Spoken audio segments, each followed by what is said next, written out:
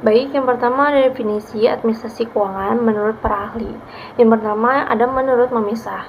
Administrasi keuangan adalah rangkaian kegiatan dan prosedur dalam mengelola keuangan secara tertib, sah, hemat, berdaya guna, dan berhasil guna. Atau juga mengelola keuangan tersebut meliputi penerimaan, dan sumber-sumbernya serta pembiayaan.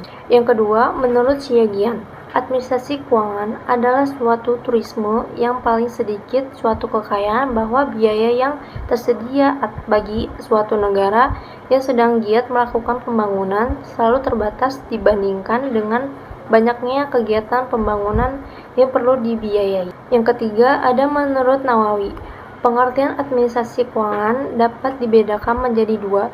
Yang pertama, administrasi keuangan dalam arti sempit atau juga kegiatan tata usaha adalah proses penerimaan, penyimpanan, dan pengeluaran yang melalui kegiatan pimpinata usahaan sesuai dengan ketentuan yang berlaku, sehingga upaya penunjang perwujudan kebijaksanaan keuangan yang telah ditetapkan.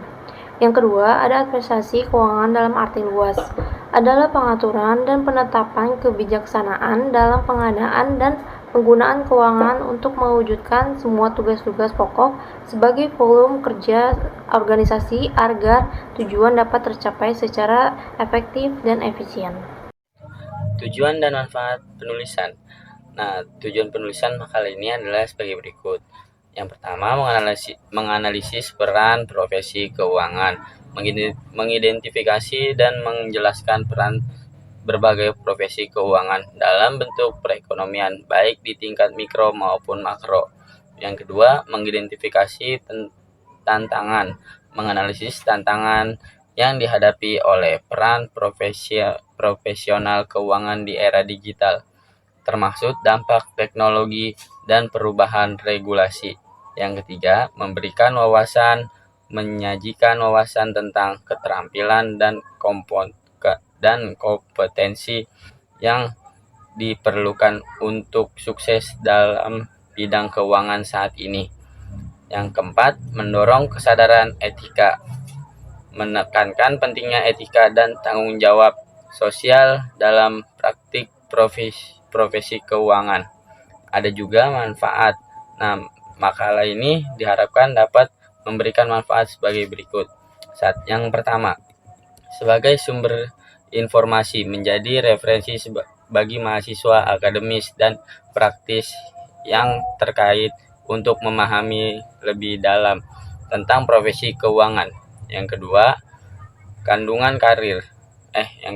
panduan karir, memberikan panduan bagi individu yang ingin memiliki karir di bidang keuangan dan memahami peran dan keterampilan yang dibutuhkan. Yang ketiga, meningkatkan kesadaran tentang pentingnya etika dalam profesi keuangan untuk menciptakan praktik yang lebih transparan, bertanggung jawab. Nah, yang keempat, kontribusi pada pengembangan profesional, menyediakan rekomendasi bagi pengembangan program pendidikan dan pelatihan di bidang keuangan agar sesuai dengan kebutuhan industri yang terus berubah. Baik, di sini saya akan menjelaskan fungsi administrasi keuangan. Mengacu pada arti administrasi keuangan di atas, fungsi administrasi keuangan secara umum adalah sebagai berikut. Yang pertama, fungsi investasi. Fungsi investasi dalam hal ini adalah semua aktivitas pengelolaan dana ke dalam aktiva yang dipakai untuk mencapai tujuan organisasi. Investasi bisa didapatkan dari modal organisasi atau dari luar. Investasi dapat dibagi menjadi dua kelompok, yaitu yang pertama investasi jangka pendek seperti uang kas dan piutang, dan yang kedua ada investasi jangka panjang, misal tanah, gedung, kendaraan, dan lain sebagainya. Dan yang kedua ada fungsi mencari dana. Dalam hal ini, fungsi mencari dana adalah fungsi untuk mencari modal untuk membiayai semua aktivitas yang dilakukan oleh organisasi. Selain itu, juga berfungsi untuk memilah dan memilih berbagai sumber dana yang tepat untuk masing-masing jenis kebutuhan. Dan yang ketiga ada fungsi pembelanjaan. Ini merupakan semua kegiatan yang berkaitan dengan penggunaan dana yang digunakan untuk membiayai seluruh kegiatan, baik itu dana milik sendiri maupun dana dari luar. Dengan kata lain, fungsi pembelanjaan di sini berkaitan dengan proses produksi. Dan yang terakhir ada fungsi pembagian laba. Fungsi pembagian laba ini adalah kegiatan pembuatan dan penentuan aturan dalam berbagai keuntungan hasil usaha. Fungsi pembagian laba juga dapat dimasukkan ke dalam fungsi mencari dana. Dalam artian, perusahaan berupaya mengembangkan usaha perusahaan dari dana perusahaan itu sendiri. Yang kelima, komponen administrasi keuangan. Dalam pelaksanaannya, administrasi keuangan terdiri dari beberapa komponen, yaitu yang pertama, perencanaan keuangan, yaitu semua kegiatan perencanaan, pemasukan, dan pengeluaran keuangan dalam jangka waktu tertentu. Yang kedua, penganggaran keuangan, yaitu semua kegiatan yang berhubungan dengan pemasukan, pengeluaran, dan kegiatan lainnya yang direncanakan sebelumnya dan dibuat detail anggarannya. Yang ketiga, pengelolaan keuangan, yaitu penggunaan dana sedemikian rupa yang bertujuan untuk memaksimalkan kinerja perusahaan atau organisasi. Oke, lanjut yang keempat, yaitu ada pencarian keuangan, yaitu semua hal yang berhubungan dengan upaya pengadaan dana agar semua kegiatan perusahaan dapat berjalan dengan baik. Yang kelima, yaitu ada penyimpanan keuangan, yaitu aktivitas pengumpulan dana perusahaan dan menyimpannya di tempat yang aman.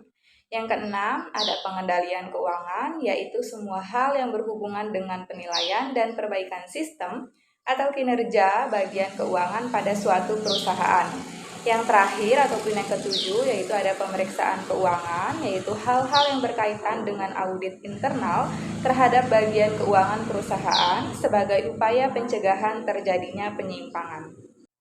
Nah, selanjutnya berikut adalah dokumentasi wawancara kami dengan salah satu staf administrasi keuangan di PT Mandara Permai. Assalamualaikum warahmatullahi wabarakatuh.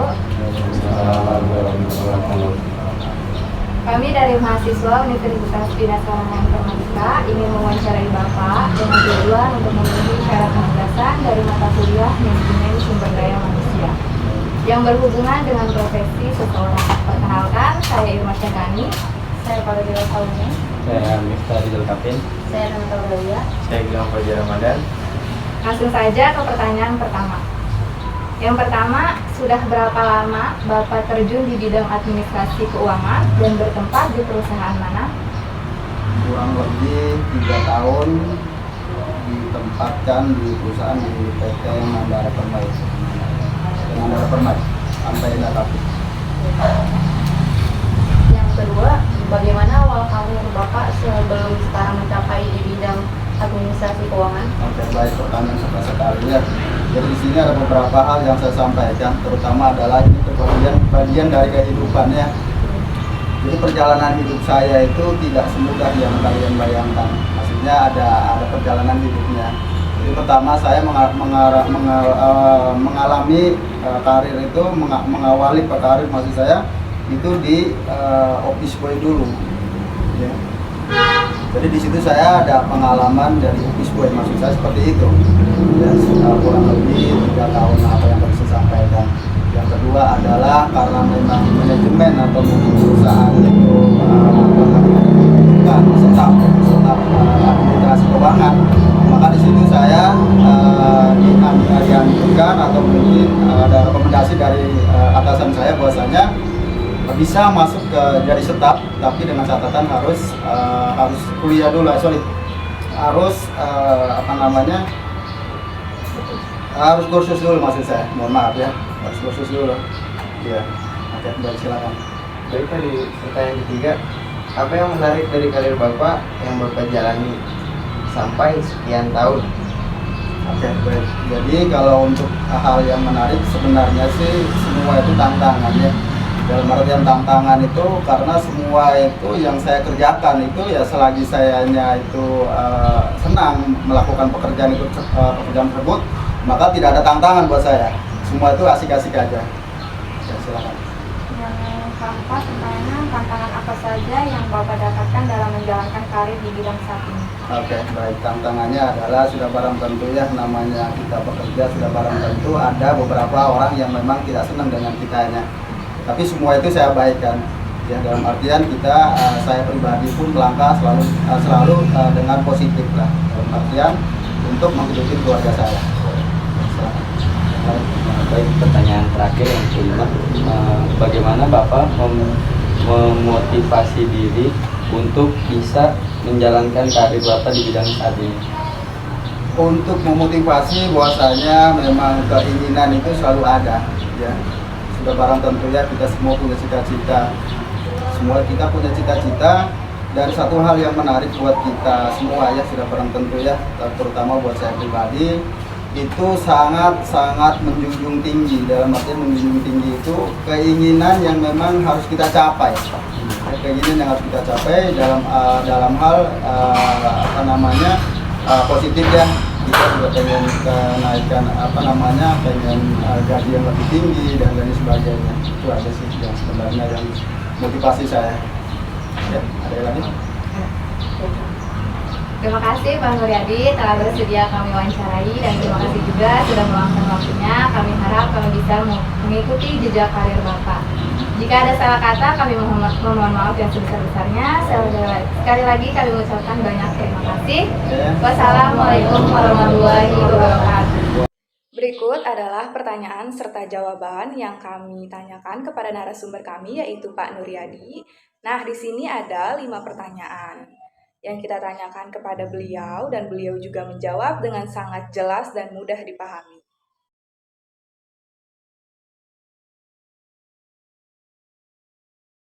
Hasil observasi. Kami mewawancari salah satu pekerja di bidang administrasi keuangan di PT Mandarai Permai, yaitu Bapak Nuryadi. Beliau sudah meniti karir selama 10 tahun. Dengan awal pekerjaan sebagai office boy selama 3 tahun. Dan akhirnya beliau ditetapkan menjadi staf sampai saat ini. Adapun yang menarik di karir Pak Nuryadi yaitu tidak hanya dari segi penghasilan, tetapi beliau menjadikannya sebagai motivasi.